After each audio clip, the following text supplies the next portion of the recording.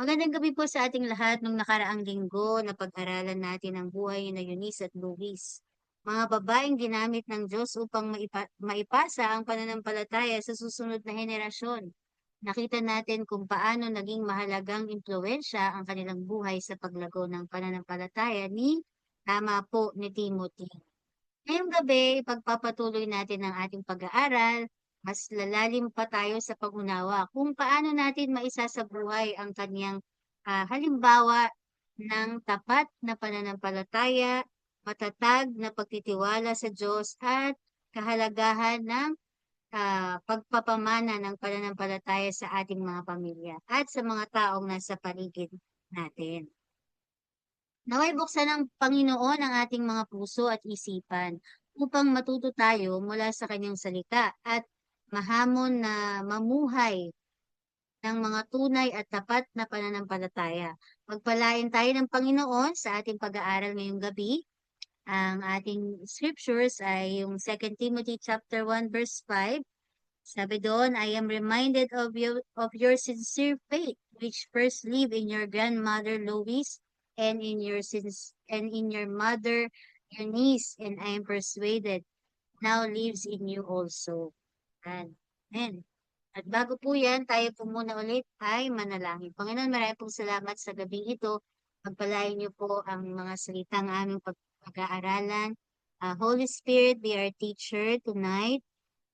At dalangin ko, Lord, na tumimo po ang mga words namin po mapapakinggan, tumimo po sa aming mga puso. At ito po ay aming isabuhay, maging ah, maging lifestyle po ito sa amin, Panginoon. Lord, salamat po. Let your glory be seen in us, Panginoon. At thank you, Lord God. Less of me and more of you, Lord God. Anoint my lips, Lord. And thank you, Lord, for words in season that will proceed out of my mouth. In Jesus' name, amen, amen.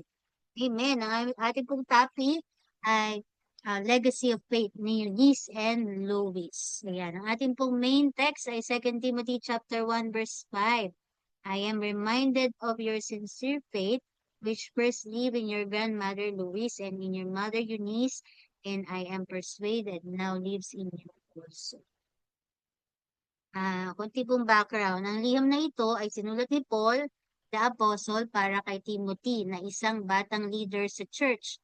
Sa verse na ito, binanggit ni Paul ang dalawang importanteng babae sa buhay ni Timothy.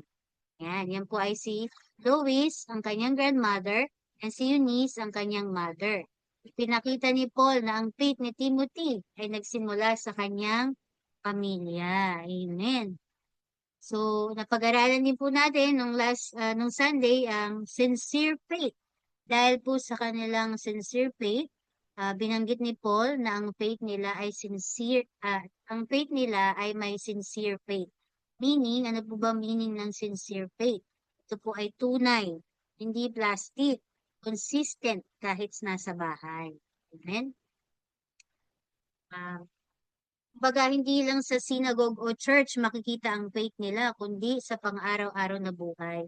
So ano po ang lesson dito? Ang tunay na pananampalataya ay nakikita sa lifestyle, hindi lang sa salita.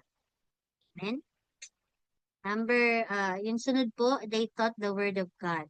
Sa 2 Timothy chapter 3, verse 14 to 15. Sabi po doon, from infancy you have known the Holy Scripture. So, tinuruan ni Eunice at Louis si Timothy ng Scripture mula pagkabata. At hindi po, kumbaga, parang hindi rin naging madali sa kanila kasi yung father po ni Timothy ay isa pong Greek. Kumbaga, magkaiba po sila ng faith. Pero hindi po yung naging hadlang para turuan ni Eunice at ni Louis si Timothy ng salita ng Diyos. Dahil dito, nakilala ni Timothy ang Diyos, naging matatag ang kanyang faith. So, ang lesson po, ang pagtuturo ng Word of God sa mga anak ay napakahalaga. Hindi dapat kumbaga, hindi dapat hintayin ang church lang ang magturo. Hindi lang po dapat ang pastor ang mag-guide o magturo ng Word of God, kundi dapat ang mga magulang din, ang mga lola, ang nanay, or kung sino man, mga tiya, 'di ba? Kaya kung meron po kayong mga anak na nasa inyo pong tahanan. Amen. Their faith influenced the next generation.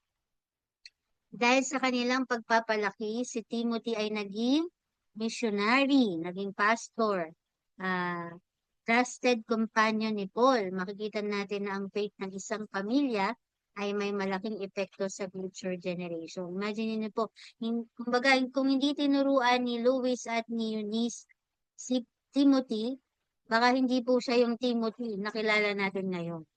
Amen po? Ano po ba yung application natin dito? Mga bagay na matututunan natin kina Eunice at Louis. Ang faith ay nagsisimula sa bahay. Ang pagtuturo ng Bible sa mga anak ay responsibility ng pamilya. At ang spiritual legacy ay mahalagang ipasa sa susunod na generation. Amen. Yan. Ito po yung ating discussion para po mamaya. Anong ibig sabihin ng sincere faith sa buhay natin ngayon? Number 2, paano natin matuturuan ang mga bata o kabataaan ng Word of God? Number 3, ano ang spiritual legacy na gusto mong iwan sa iyong pamilya?